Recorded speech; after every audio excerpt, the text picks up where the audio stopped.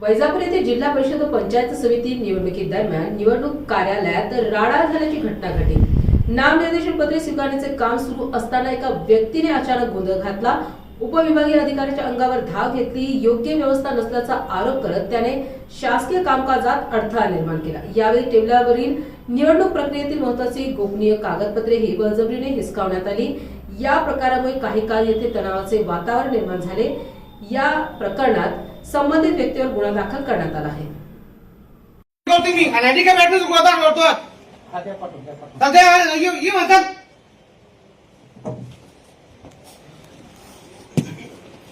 लोकशाहीची थट्टा मांडली तुम्ही अनैतिक बॅटरीज गोदान करतो सध्या म्हणतात